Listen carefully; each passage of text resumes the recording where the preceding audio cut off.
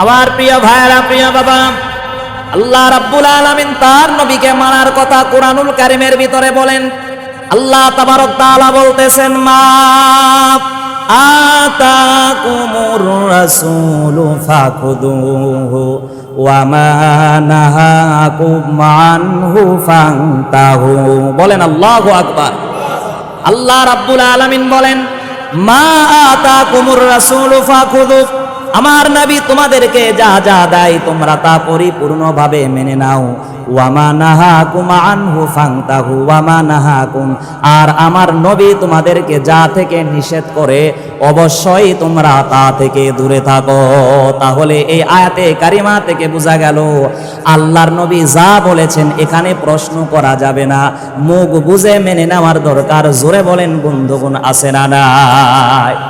আল্লাহর নবী যেই কাজগুলো থেকে নিষেধ করেছেন, যেই কাজ করতে আল্লাহর পয়গম্বর বারণ করেছেন, এই কাজগুলো ছেড়ে দেওয়ার দরকার। বলেন আছে না নাই? কথা বলেন, আছে না নাই? এই কাজগুলো যদি আমরা ছেড়ে দেই, আর রাসূলুল্লাহ যেই কাজগুলোর আদেশ করেছেন এই কাজগুলো যদি আমরা করতে পারি, তাহলেই আল্লাহর পয়গম্বর মহাশরের দিনে, যেদিন আল্লাহ তাবারক তাআলা বেঈমানদের মাঝখানে আর ঈমানদারদের মাঝখানে পর্দা দিয়া দিবেন, সেদিন তো সবাই দৌড়াবে হাউজে কাউসার থেকে পানি পান করার জন্য। আল্লাহ তাবারক তাআলা সূরা ইয়াসিনের ভিতরে বলতেছেন, ওয়ামতাজুল ইয়াউমা আইয়ুহাল মুজরিমুন, সেদিন বদদিনদের আর ঈমানদারদের মাঝখানে আমি আল্লাহ একটা পর্দা ফালায়া দিব। শিরিককারী, বিদাতকারী, গুনাহকারী, খাতাকারী, সিয়াকারী যারা থাকবে, নবীর দুশমন যারা থাকবে, আল্লাহ তাবারক তাআলার হুকুম যাদের পছন্দ হয় না, আইন পছন্দ হয় না, তারা যারা উঠবে, আল্লাহ তাবারক তাআলা বলেন সেদিন তাদের মাঝখানে আর ঈমানদারদের মাঝখানে বিশাল আকারের একটা পর্দা পড়ে যাবে। অটোমেটিকলি তারা পর্দার ভিতরে পড়বে। আর যারা পরিপূর্ণ ঈমানদার এবং রাসূলুল্লাহকে পরিপূর্ণভাবে মানবে, তারা হাউজে কাউসারের কাছে চলে যেতে পারবে। খুশি হয় কোন সুবহানাল্লাহ। আমার প্রিয় ভাইরা, প্রিয় বাবা, এজন্য সেই মহাশরের ময়দানে কঠিন দিনে যদি আল্লাহ তাবারক তাআলার হাউজে কাউসার থেকে রাসূলুল্লাহর হাতে পেয়ালা ভরে পানি পান করতে চান, তাহলে দুনিয়াতে সেই নবীকে পরিপূর্ণভাবে মানার দরকার। আওয়াজ দিয়ে আরো একবার বলেন, আছে না নাই? এই নিমিত্তে আল্লাহ রাব্বুল আলামিন কুরআনুল কারীমের সূরা আলে ইমরানের 31 নম্বর আয়াতে কারিমার ভিতরে বলেন, 31 নাম্বার আয়াতে কারিমার ভিতরে ডাক দিয়ে বলতেছেন, আল্লাহ বলেন, কুল ইন কুনতুম তুহিব্বুনাল্লাহা ফাত্তাবিউনি ইউহিব্বুকুমুল্লাহ ওয়া ইয়াগফির লাকুম যুনুবাকুম ওয়াল্লাহু গফুরুর রহিম। খুশি হয় কোন আল্লাহু আকবার। আল্লাহ রাব্বুল আলামিন বলেন, কুল নবী আপনি বলে দেন, এটা আমরের সিগা। আল্লাহ রাব্বুল আলামিন তার নবীকে আদেশ দিচ্ছেন, নবী আপনি বলে দেন, ইন কুনতুম তুহিব্বুনাল্লাহ, যারা আমি আল্লাহ রাব্বুল আলামিনকে ভালোবাসতে চাই, যারা আমি আল্লাহর প্রিয় পাত্র হতে চাই, যারা আমি আল্লাহ রাব্বুল আলামিনের পরিপূর্ণ বান্দা, প্রকৃত গোলাম, প্রকৃত মানুষ হতে চাই, আল্লাহ রাব্বুল আলামিনের প্রকৃত ঈমানদার বান্দা যারা হতে চায়, আল্লাহর ভালোবাসা যারা পেতে চায় আর আল্লাহকে মহব্বত করতে চায়, নবী আপনি তাদেরকে বলে দেন, ফাত্তাবিউনি, তারা যেন একমাত্র কেবলমাত্র আপনার ইত্তেবা করে। বলেন সুবহানাল্লাহ। আল্লাহ তাবারক তাআলা আরেক আয়াতে কারিমার ভিতরে বলতেছেন, আতিউল্লাহা ওয়া আতিউর রাসূল ওয়া উলিল আমরি মিনকুম। আল্লাহ নিজেই বলেন কোরআনুল কারীমের ভিতরে, আতিউল্লাহ, তোমরা পরিপূর্ণভাবে আল্লাহ তাবারক তাআলার গোলামি করো, ইতাআত করো।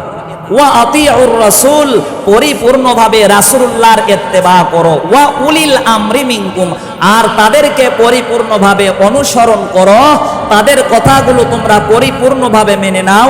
যারা তোমাদের আমির, যারা তোমাদের নেতা, যারা তোমাদেরকে আল্লাহর আইন এবং রাসূলুল্লাহর সুন্নাহ দিয়ে জীবন পরিচালনা করার জন্য ডাক দেয়, তোমরা তাদের আনুগত্য করো। জোরে বলেন সুবহানাল্লাহ। এই আয়াতে কারিমা থেকে স্পষ্টত বোঝা যায় আল্লাহ তাবারক তাআলার আইনের দিকে এবং রাসূলুল্লাহর সুন্নাহ ভিত্তিক যারা ডাক দেয়, সেই নেতাকেই পরিপূর্ণভাবে মানতে হবে। যেই নেতাগুলো আল্লাহ তাবারক তাআলার আইনের বিরুদ্ধাচরণ করে, কয় বিসমিল্লাহ এটা সংবিধানে রাখা যাবে না, ইসলামটা রাষ্ট্র ধর্ম হিসাবে মানা যাবে না। অথচ আল্লাহ তাবারক তাআলা নিজেই বলেন ইন্নাদ দীনা ইনদাল্লাহিল ইসলাম, আমি আল্লাহ তাবারক তাআলার কাছে একমাত্র মনোনীত নির্বাচিত পছন্দনীয় ধর্মের নামই হচ্ছে ইসলাম। খুশি হয় কোন সুবহানাল্লাহ। আমি তুমি নাস্তিক আস্তিক দুনিয়াতে না থাকলেও ইসলাম ছিল, ইসলাম আছে, ভবিষ্যতের দিনগুলোতে ইসলাম থাকবে, ইসলামের দলওয়ালা মানুষগুলো আল্লাহর জান্নাতে থাকবে। জোরে বলেন সুবহানাল্লাহ। তাহলে প্রিয় ভাইরা আমার, প্রিয় বাবারা আমার, নজর করেন আল্লাহ রাব্বুল আলামিন পরিপূর্ণভাবে তার নবীজির ইত্তেবা করার কথা বলতেছেন। আল্লাহ রাব্বুল আলামিন বলেন, যদি তোমরা আল্লাহকে মহব্বত করতে চাও, আল্লাহকে ভালোবাসতে চাও, অথবা আল্লাহর ভালোবাসা পেতে চাও, ফাত্তাবিউনি, তাহলে তোমাদের জন্য এক নাম্বার কাজ হলো রাসূলুল্লাহর পরিপূর্ণ তোমরা আশিক হয়ে যাও। জোরে বলেন সুবহানাল্লাহ। রাসূলুল্লাহর পরিপূর্ণ আশিক হওয়ার মানে হলো রাসূলুল্লাহর 63 বছরের জিন্দেগিকে আমাকে পরিপূর্ণভাবে মানা, রাসূলুল্লাহর সুন্নাহগুলোকে, রাসূলুল্লাহর আদর্শগুলোকে আমাকে পরিপূর্ণভাবে বাস্তবায়িত করা। প্রিয় ভাইরা আমার, প্রিয় বাবারা আমার, আল্লাহর পয়গম্বর কেমনে খানা খেলেন তেমনে খাওয়া, আল্লাহর নবী কেমনে নামাজ পড়লেন তেমনে নামাজ পড়া। উপরন্তু আল্লাহর নবী ডাক দিয়ে বলেছেন, সল্লু কামা রাআইতুমুনি উসাল্লি, আমি নবীকে তোমরা যেমন ভাবে নামাজ আদায় করতে দেখেছো, তোমরা তেমন ভাবে নামাজ আদায় করো।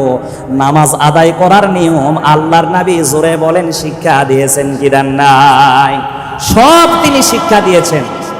আল্লাহর পয়গম্বর কেমনে রাষ্ট্র চালালেন তেমনি চালাতে হবে, নচেত আপনি পরিপূর্ণভাবে নবীকে মানতে পারলেন না।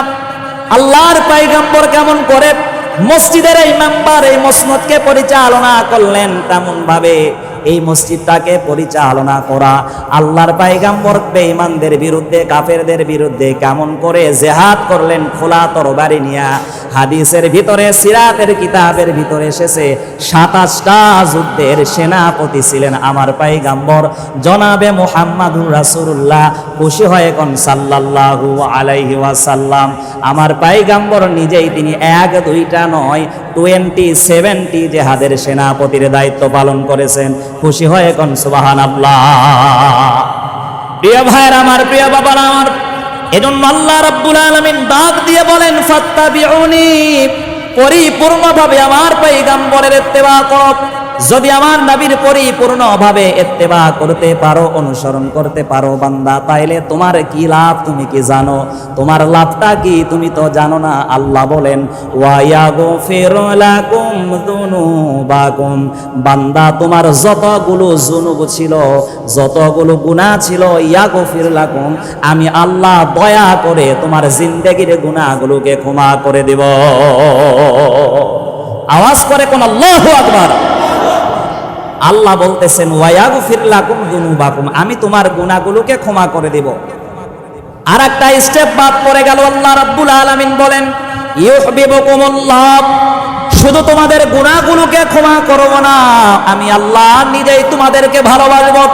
তোমরা যদি আমার নবীকে অনুসরণ করতে পারো, ইত্তেবা করতে পারো, জীবন দিয়া, জান দিয়া, মাল দিয়া, পোশাক আশাক দিয়া, সুন্নাহ দিয়া, দাড়ি দিয়া, টুপি দিয়া, নামাজ আদায়ের মাধ্যমে আমার নবীর আমলগুলো, আখলাকগুলো যদি, চরিত্রগুলো যদি ধারণ করতে পারো, লালন করতে পারো, তাইলে শুধু তোমার গুনাহগুলোকে ক্ষমা করব না, আমি আল্লাহ নিজেই ওই সকল মানুষদেরকে ভালোবাসবো। আমি আল্লাহ যাদেরকে ভালোবাসি তাদের গুনাহগুলোকে মাফ করে দিব।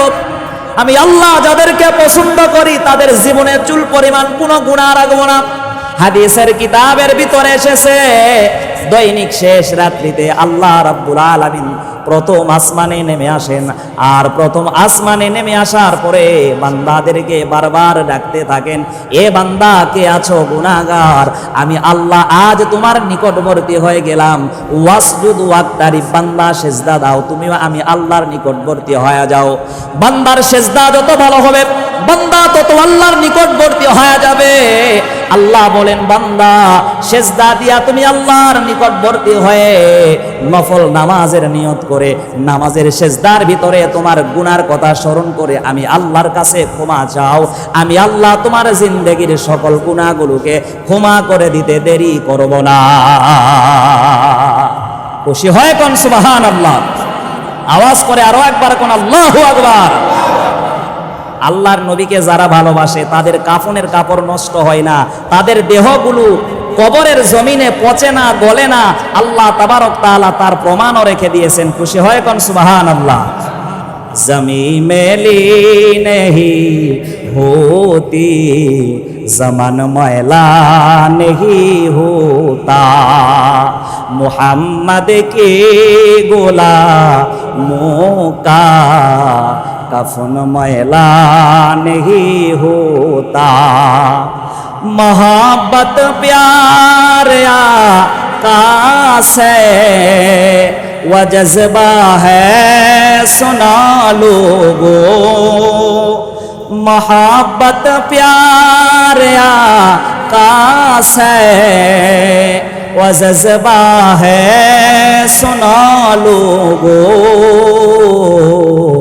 मोहम्मद के गुलामों का कफन मैला नहीं होता जमी मैली नहीं होती जमन मैला नहीं होता नाराए तकबीर কথাগুলোকে বোঝা যায় খুশি হয় কোন মারহাবা আমার প্রিয় ভাইয়েরা প্রিয় বাবারা কলিজার টুকরা বগুড়াবাসী কান খাড়া করে শুনেন খুব খেয়াল দেন তাহলে আল্লাহ রাব্বুল আলামিন তার নবীর প্রেমিকদেরকে ভালোবাসবেন এবং জিন্দেগির গুনাহগুলোকে ক্ষমা করে দিবেন। এখন কি পরিমাণে ক্ষমা করবেন, আর তিনি তো একমাত্র ক্ষমাকারী আর দয়ালু। আল্লাহ রাব্বুল আলামিন আয়াতে কারিমার পরিশেষে বলতেছেন ওয়াল্লাহু গফুরুর রাহিম, বান্দা আমি আল্লাহ গোলাম তোমার জন্য গফুর ক্ষমাশীল, আমি আল্লাহ গোলাম রহিম দয়ালু। জোরে বলেন সুবহানাল্লাহ। কুরআনুল কারীমের শুরুতে আল্লাহ রাব্বুল আলামিন রহমান আর রহিম ব্যবহার করেছেন। এই আয়াতে কারিমার কিছু ব্যাখ্যার ভিতরে লেখা আছে দুনিয়ার জমিনে আল্লাহ রাব্বুল আলামিন হলেন রহমান, দুনিয়াতে আল্লাহ হলেন পরম করুণাময়। যারা আল্লাহর গোলামি করবে তারা খানা পাবে, তারা অক্সিজেন পাবে, তারাও বাসস্থানের জন্য আল্লাহর কাছ থেকে নিরাপত্তা লাভ করবে, তারাও সকল অধিকার পাবে, মৌলিক অধিকার পাবে, প্রাকৃতিক অধিকারগুলো পাবে। আর আল্লাহ রাব্বুল আলামিন বলেন মহাশরের দিনে আমি আল্লাহ গফুর রহিম অর্থাৎ দয়ালু। যারা দুনিয়াতে আমি আল্লাহর গোলামি করবে কেবলমাত্র তারাই দয়া পাবে, যারা দুনিয়াতে আমি আল্লাহর গোলামি করবে না, পরিপূর্ণ নবীর প্রেমিক হবে না, তারা আমি আল্লাহর দয়া থেকে বঞ্চিত হয়ে যাবে। সুতরাং মহাশরের ময়দানে যদি আল্লাহর দয়া পেতে চান তাহলে দুনিয়াতে আল্লাহ রাব্বুল আলামিনের প্রকৃত গোলাম এবং রাসূলুল্লাহর প্রকৃত আশিক হওয়ার দরকার। আরো একবার জোরে বলেন তো বাবারা, আছে না নাই? আল্লাহর পয়গম্বর ডাক দিয়ে বলেন নবীও তাকে পরিপূর্ণ মুহাব্বত করার কথা বলেছেন। হযরত আনাস রাদিয়াল্লাহু তাআলা আনহু থেকে হাদিসটি বর্ণিত। হযরত আনাস রাদিয়াল্লাহু তাআলা আনহু উনিও রাসূলুল্লাহর খাদেম ছিলেন। 1-2 দিন নয়, টানা 10 বছর আল্লাহর পয়গম্বরের খেদমত করেছেন। জোরে কোন সুবহানাল্লাহ। হযরত আনাস রাদিয়াল্লাহু তাআলা আনহু যিনি এই হাদিসটার রাবী, উনি বলেন আল্লাহর নবী এই 10 বছর যে রাসূলুল্লাহর কাছে ছিলাম, একদিনের জন্য রাসূল বলেন নাই আনাস তুমি এইটা কেন করেছো, ওই কাজটা কেন করো নাই। হযরত আনাস রাদিয়াল্লাহু তাআলা আনহু পরন্ত বলেন একদিন নবী আমাকে বললেন এ আনাস আমারে ওযুর পানি দাও, আমি ওযু করে একটু আল্লাহর সঙ্গে মুলাকাত করতে চাই, আমি আল্লাহর কুদরতি কদমে সেজদায় লুটতে চাই। হযরতে আনাস রাদিয়াল্লাহু তাআলা আনহু ছোট ছিলেন, উনি বলেন আমি পানি আনতে গেলাম, পানির মশকটা বদনাটা রেখে দেখছিলাম যে বাচ্চারা খেলাধুলা করছে, আমিও তাদের কাছে গেলাম। এক পর্যায়ে রাসূলুল্লাহর কথা ভুলে গেছি, ওযুর বদনার পানির কথাও ভুলে গেলাম, বাচ্চাদের সাথে আমিও খেলা শুরু করলাম। দিন শেষে যখন বিকেল পড়ে গেল, আমি যখন বাসায় রাসূলুল্লাহর কাছে ফিরে আসলাম, হযরত আনাস রাদিয়াল্লাহু তাআলা আনহু বললেন আল্লাহর পয়গম্বর আমাকে বকলেন না, আমি তো ভয় করছিলাম যে রাসূলুল্লাহ না জানি আমারে ধমক দেয়। আল্লাহর নবী আমারে ধমক দিলেন না, মনে করেছিলাম রাসূল হয়তো আমারে পিটাবেন। আল্লাহর নবী আমারে মারা তো দূরের কথা, রাসূলুল্লাহ তার কোমল হাতের স্পর্শ দিয়ে আমাকে বুকের সাথে জড়িয়ে নিয়ে কপালের ভিতরে সুমা লাগায়া দিলেন। রাসূলুল্লাহ কত নমনীয়তা ছিলেন। খুশি হয় কোন আল্লাহু আকবার। এজন্য আল্লাহর নবী বলেন তোমরা সদা সর্বদা বড়দেরকে সম্মান করবা, মর্যাদা করবা, ইজ্জত করবা, আর তোমার ছোট যারা আছে তাদেরকে অবশ্যই মায়া মমতা আর স্নেহ করবা। জোরে সোরে কোন সুবহানাল্লাহ। আল্লাহ তাবারক তাআলার হাবিবকে কোনোদিন শিশু বাচ্চারাও আগে সালাম দিতে পারতেন না। মাররা আলা গিলমানিন ফাসাল্লামা আলাইহিম, তিনি কত সুদর্শন এবং কত নমনীয় নম্র ভদ্র মানুষ ছিলেন। রাসূলুল্লাহ সাল্লাল্লাহু আলাইহি ওয়াসাল্লাম থেকে হাদিসটি বর্ণিত। উনি রাসূলুল্লাহ বলেছেন যে আল্লাহর পয়গম্বর যখন কোনো বালকের নিকট দিয়ে অতিক্রম করতেন, মাররা মানে হলো অতিক্রম করা, মাররা আলা গিলমান, তিনি বালকদের নিকট দিয়ে অতিক্রম করলেন, ফাসাল্লামা আলাইহিম, এবং বালকদেরকে আল্লাহর নবী আগেই সালাম দিয়ে দিলেন, তারা আগে সালাম দিতে পারলেন না। খুশি হয় কোন সুবহানাল্লাহ। আর আমরা মনে করি যে আমি তো বিশাল আকারের একজন, আমার এই তারা সালাম দিবে, উপরন্তু আমি কেন সালাম দিতে যাব? ইমাম গাজ্জালি রাহমাতুল্লাহি আলাইহি বলেন, যেই বান্দার জবান থেকে যত বেশি সালাম বের হতে থাকে, মরণের সময় ওই ব্যক্তি ইমানদার হয়ে মরবে। যেই মানুষটা সালাম দিতে কার্পণ্যতা করে, মরণের সময় ওই মানুষ বেঈমান হয়ে মরে যাওয়ার আশঙ্কা আছে। কেননা সালাম দুনিয়াতে দেয় নাই, তার ভিতরে অহমিকা, অহংকার ছিল। জোরে বলেন নাউজুবিল্লাহ। আল্লাহ যেন রাসূলুল্লাহর পরিপূর্ণ আমলগুলো আমাদের আমলে আনার তৌফিক দান করেন। বলেন আল্লাহুম্মা আমিন। তাহলে প্রিয় ভাইয়েরা আমার, প্রিয় বাবারা আমার, নজর করেন ওয়া আনাস রাদিয়াল্লাহু তাআলা আনহু, যিনি আল্লাহর পয়গম্বরের টানা 10 বছর খেদমত করেছেন, রাসূলুল্লাহর একজন প্রকৃত খাদেম ছিলেন এবং রাসূলুল্লাহর একজন জবরদস্ত সাহাবী ছিলেন। উনি ডাক দিয়ে বলতেছেন, আল্লাহর নবী বলেন, লা ইউমিনু আহাদুকুম হাত্তা আকুনা আহাব্বা ইলাইহি মিন ওয়ালিদিহি ওয়া ওয়ালাদিহি ওয়ান নাসি আজমাইন। লা ইউমিনু আহাদুকুম, হযরত আনাস রাদিয়াল্লাহু তাআলা আনহু বলেন, আল্লাহর পয়গম্বরের জবানে শুনেছি তিনি বলেন, ততক্ষণ পর্যন্ত তোমরা পরিপূর্ণ কামেল মুমিন হতে পারবা না। কতক্ষণ পর্যন্ত কামেল মুমিন হতে পারবা না? হাত্তা আকুনা হাব্বা ইলাইহি মিন ওয়ালিদিহি ওয়া ওয়ালাদিহি ওয়ান নাসি আজমাইন। হযরত আনাস রাদিয়াল্লাহু তাআলা আনহু বলেন, আল্লাহর নবী বলেছেন, ততক্ষণ পর্যন্ত, যতক্ষণ পর্যন্ত মিন ওয়ালিদিহি ওয়া ওয়ালাদিহি, তোমার পরিবার, তোমার পরিজন, তোমার স্ত্রী, তোমার মা, তোমার বাবা, এমনকি তোমার বন্ধু, তোমার বান্ধব, তাদের সকলের চাইতে, দুনিয়াবাসীর চাইতে আমি রাসূলকে বেশি মহব্বত না করতে পেরেছ, ততক্ষণ পর্যন্ত পরিপূর্ণ পূর্ণাঙ্গ মুমিন হতে পারবা না। তাহলে ভালো যদি বাসতে হয়, আল্লাহর নবীকে ভালোবাসার দরকার। জোরে বলেন, আছে না নাই? প্রিয় বাবারা আমার, নজর করেন, আল্লাহর নবীকে জীবনের চাইতে ভালোবেসে, নিজের বুকের তাজা রক্ত দিয়া, আল্লাহর নবীকে নিজের জীবনটা উৎসর্গ করে দিয়া, নিজের জীবনের কলিজাটা বিলীন করে দিয়া দুনিয়াতে শহীদ হয়েছিলেন। এবার তার বর্ণনা একটু আপনাদেরকে শুনায়া দিব। এবার মনটাকে একটু নরম করে দেন। দেখেন আল্লাহ রাব্বুল আলামিন তার হাবিবের জন্য নিবেদিত প্রাণ যারা ছিল তাদেরকে কেমন করে দুনিয়াতে পুরস্কৃত করেছেন। আল্লাহর পয়গম্বর এক জিহাদের ময়দানে সেনাপতি হলেন। এই জিহাদের নামটা ছিল উহুদের যুদ্ধ, উহুদের জিহাদ। এই জিহাদে কিন্তু ৭০ জন মুসলমান সাহাবী শাহাদাত বরণ করেছিলেন। জিহাদের ময়দানের যখন ডাক দেওয়া হলো, কে যেন মদিনার অলিতে গলিতে আওয়াজ করে বলে বেড়াচ্ছেন, কে কোথায় আছো? আল্লাহর পয়গম্বরকে দুনিয়া থেকে মিটিয়ে দেওয়া হয়েছে, দিনকে মিটিয়ে দেওয়ার চক্রান্ত করা হচ্ছে। আল্লাহর পয়গম্বরের দিনকে বাঁচানোর জন্য, আল্লাহর নবীর ইসলামকে বাঁচানোর জন্য কালেমার পতাকা উঁচু করে ধারক বাহক হবার জন্য কে আসো, তাড়াতাড়ি করে উহুদের ময়দানে ঝাঁপিয়ে পড়ো। এমন একজন সাহাবীর নাম ছিল হযরতে হানজালা রাদিয়াল্লাহু তাআলা আনহু। উনি গতকাল বিবাহ করেছেন। এখন যখন রাত হয়ে সকাল হয়ে গেছে, সকালবেলা এরকম করে আওয়াজ দিয়ে বলা হচ্ছিল, হযরতে হানজালা উনি গোসলখানার ভিতরে ছিলেন, পানি নিয়েছেন, মাথার ভিতরে পানিটা ঢেলে দিবেন। হযরতে হানজালা পানির পাত্রটা ফেলে দিলেন। স্ত্রীকে বললেন, নববিবাহিত স্ত্রীকে ডাক দিয়ে বললেন, প্রাণের স্ত্রী, তাড়াতাড়ি করে জিহাদের পোশাকটা দাও, আর তাড়াতাড়ি করে জিহাদের তরবারিটা দাও, খোলা শামশের দিয়ে দাও।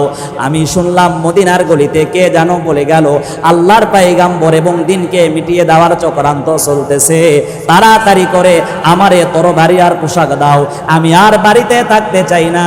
নবী যদি দুনিয়াতে না থাকে, ইসলাম যদি না থাকে, ঈমান গ্রহণকারী যদি না থাকে, আমি হানজালা দুনিয়াতে বেঁচে থাকার কোনো ফায়দা নাই। নারায়ে তাকবীর। প্রিয় বাবারা আমার, নজর করেন, হযরতে হানজালার বিবি বারবার ডাক দিয়া বললেন, প্রাণের স্বামী আমার, আপনার তো সামনে গোসলটা ফরজ ছিল, অতি তাড়াতাড়ি ফরজ গোসলটা করে নিলেও পারতেন, তারপরে জিহাদের ময়দানের দিকে চলে যান। হযরতে হানজালা রাদিয়াল্লাহু তাআলা আনহু ডাক দিয়া বললেন, ওগো প্রাণের প্রিয় তোমা বিবি, আমারে তুমি জেরা করো না, বেশি প্রশ্ন করে তুমি জিহাদের ময়দানে যেতে আমাকে বাধাগ্রস্ত আর দেরি করিও না। কার জন্য গোসল করব?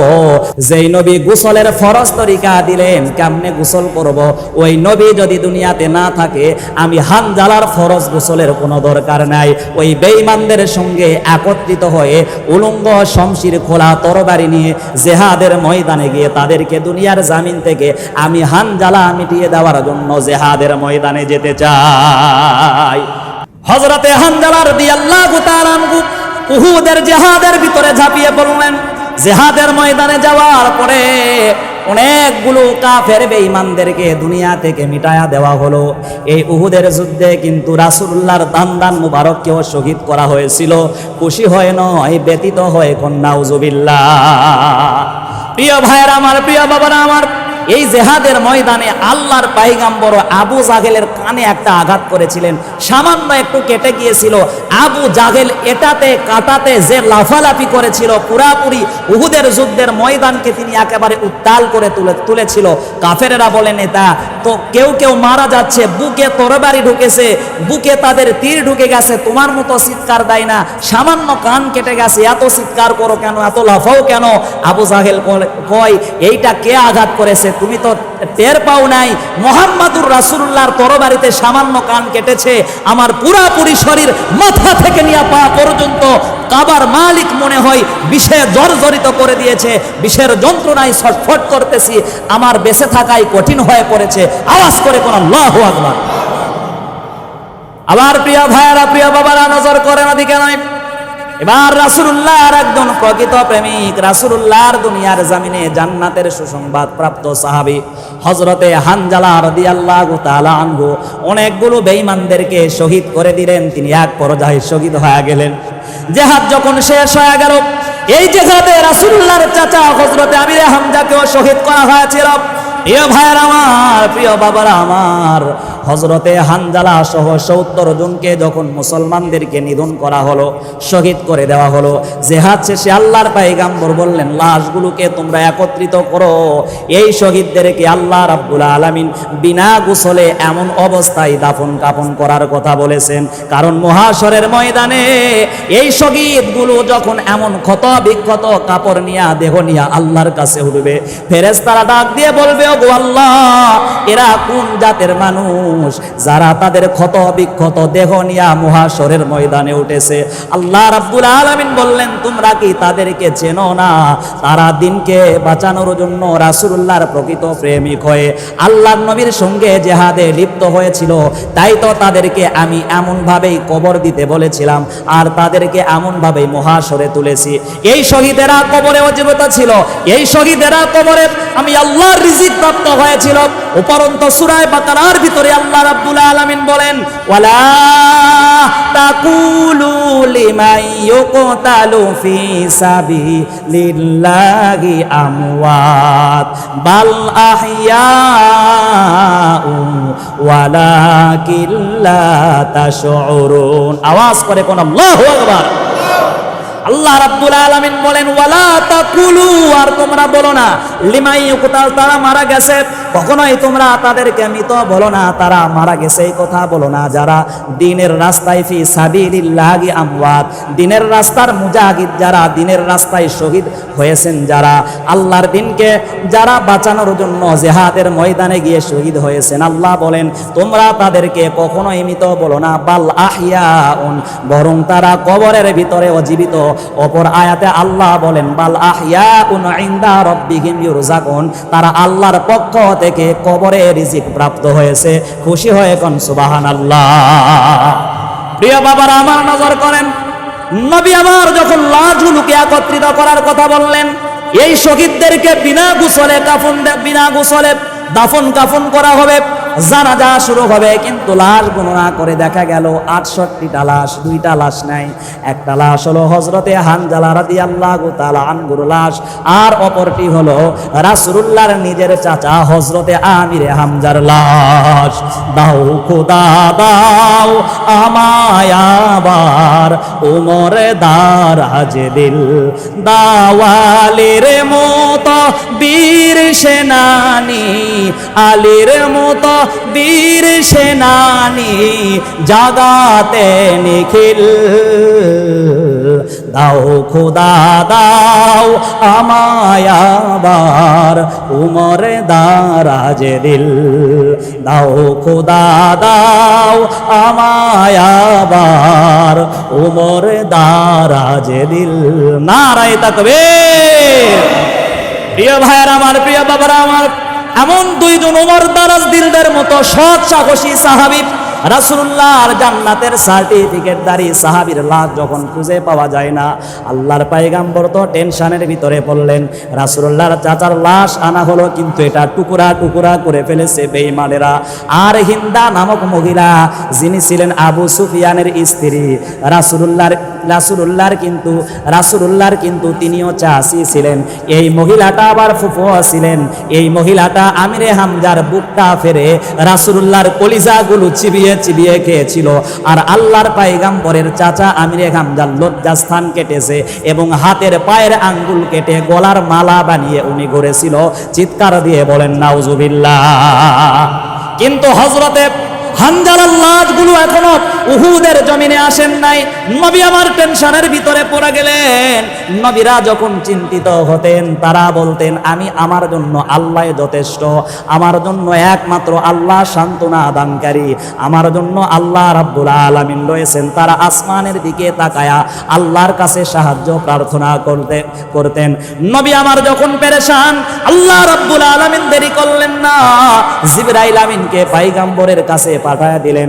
জিবরাইল আমিন রূহুল আমিন এসে পয়গম্বরের কানে কানে বললেন, নবী গো, টেনশন করবেন না, চিন্তা করবেন না, হযরতে হানজালার লাশ হারিয়ে যায় নাই, বেঈমানেরা চুরি করে নষ্ট করতে পারে নাই। হযরতে হানজালার লাশকে আসমানে নিয়ে যাওয়া হয়েছে জান্নাতের পানি দিয়ে গোসল করে পরানোর জন্য। চিৎকার দিয়ে কোন সুবহানাল্লাহ। হযরতে হানজালার লাশ এখনো আসে নাই, কিন্তু হযরতে হানজালার বিবিটা দৌড়ে চলে এসেছে। বিয়ে করার পরে যেই মানুষটার বিবি ভালো, ওই মানুষটার ঘর কিন্তু শান্তিতে ভরা। জোরে বলেন ঠিক কিনা? যেই মানুষের বিবি খারাপ, ওই ঘরের ভিতরে জাহান্নামের আগুন জ্বলে। জোরে বলেন ঠিক কিনা?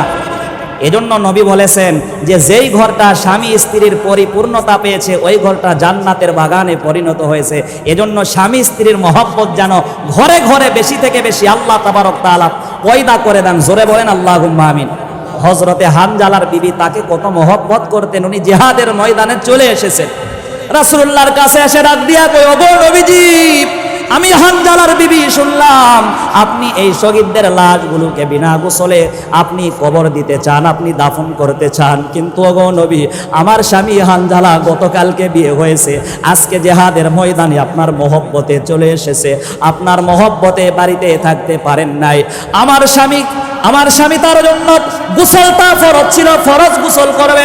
এমন অবস্থায় যখন জিহাদের ময়দানের ডাক চলে এসেছে, আমার স্বামী বাড়িতে থাকতে পারে নাই, জিহাদের ময়দানে চলে এসেছে। ওগো নবীজি, আমার প্রাণের নবী, আপনি আমার স্বামীকে কিন্তু বিনা গোসলে দাফন দিবেন না। কারণ আল্লাহর আদালতে আমি আর আমার স্বামী যদি প্রশ্ন করে জবাব দিতে পারবো না। খুশি হয় কোন সুবহানাল্লাহ। আর কত যুবক আছে ফরজ গোসল বুঝেই না, বিবির সঙ্গে রাত কাটানোর পরে ঘুরে বেড়ায়, এমন যুবক জোরে বলেন আছে না নাই? হুঁশিয়ার, সাবধান। ফরজ গোসলটা আগে করবেন। গোসল ফরজটা আবার পরিপূর্ণতা হবে না 3টা কাজ ছাড়া। 1 নম্বরে আপনাকে কুলি করা লাগবে গড়গড়ার সাথে। 2 নম্বরে নাকের নরম জায়গা পর্যন্ত পানি দেওয়া লাগবে। 3 নম্বরে পুরাপুরি শরীর উত্তমভাবে ধুত করতে হবে। যেই পোশাকে আপনার নাপাকি লেগেছে, ওই পোশাকটা কমসে কম 3 বার পানি পাল্টায় আপনাকে ধোয়া লাগবে। জোরে বলেন সুবহানাল্লাহ। নচেত কাপড়ও পবিত্র হবে না, মানুষও পবিত্র হবে না। জোরে বলেন ঠিক কিনা? এজন্য এগুলো ইসলামের বিষয়গুলো, মৌলিক বিষয়গুলো মুসলমানদের একটু জানার দরকার। জোরে বলেন আছে না নাই? আবার প্রিয় বাবার ওদিকে নয়, সময় সংকীর্ণ, নজর করেন নবী আমার ডাক দিয়া কয়, ওগো হানজালার বিবি তুমি টেনশন করো না। হযরতে হানজালা যেহেতু বিবাহ করার পরে আমি নবীর মহব্বতে জিহাদের ময়দানে ঝাঁপিয়ে পড়েছে, এই হানজালার জন্য দুনিয়ার কোনো পানি নয়, এই হানজালার জন্য আল্লাহ রাব্বুল আলামিন জান্নাতের পানির ব্যবস্থা করেছেন। আর ফেরেশতাদেরকে দিয়া হানজালার গোসল জান্নাতের পানি দিয়া আরশে আজিমে সম্পন্ন করা হচ্ছে। খুশি হয়ে কোন সুবহানাল্লাহ। কথা বলতে না বলতে হানজালার লাশ এক ঝাঁক রহমতের ফেরেশতারা নিয়ে এসে উহুদের ময়দানের ভিতরে নামালেন। তাদের ভিতরে অনেক সাহাবী চালাক ছিল। সাহাবীরা বললেন, ওগো নবীজি চলেন তো হানজালার দিকে আগায়া যায়। আল্লাহর পয়গম্বর যখন হানজালার লাশের কাছে চলে গেলেন, হযরতে হানজালার লাশটা উহুদের জমিনে রাখা হয়েছে। নবী আমার দেখলেন এখনই তারে জান্নাতের পানি দ্বারা শুকরান দ্বারা গোসল করানো হয়েছে। হানজালার দাড়ি আর চুল বেবে জান্নাতের পানিগুলো উহুদের জমিনে স্পর্শ করেছে। আওয়াজ করে কোন আল্লাহু আকবার। হানজালার মতো, আমিরে হামজার মতো দীপ্ত ইমানদার হওয়ার দরকার। জোরে বলেন আছে না নাই? নবীর প্রকৃত প্রেমিক হওয়ার দরকার। জোরে বলেন আছে না নাই? সাহাবায়ে কেরামরা যেভাবে ভালোবাসতেন ওইভাবে নবীজিকে ভালোবাসার চেষ্টা আমাদেরকে করতে হবে। জোরে বলেন ঠিক কিনা? আহারে নবী আমার সারা জীবন কষ্ট করেছেন, আমাদের জন্য কেঁদেছেন। মক্কায় মদিনায়, এত মদিনা মুনওয়ারার সবুজ গম্বুজের নিচে রওজা মুনওয়ারায় শুয়ে শুয়ে নবী আমাদের জন্য গুনাহগার উম্মতের জন্য কাঁদছেন। জোরে বলেন সুবহানাল্লাহ। নবী আমার প্রিয় ভাইরা, প্রিয় বাবারা, আল্লাহ তাবারক তাআলা যেন আমাদের সকলকে সেই রাসূলুল্লাহর প্রকৃত প্রেমিক হয়ে দুনিয়া থেকে বিদায় হওয়ার তৌফিক দান করেন। জোরে বলেন আল্লাহুম্মা আমিন। আল্লাহ তাবারক তাআলার পরিপূর্ণ গোলামি যেন আমাদেরকে করার আল্লাহ তৌফিক দান করেন। খুশি হয় কোন আল্লাহুম্মা আমিন। ওয়া আখিরি দাওয়ানা আনিল হামদুলিল্লাহি রাব্বিল আলামিন।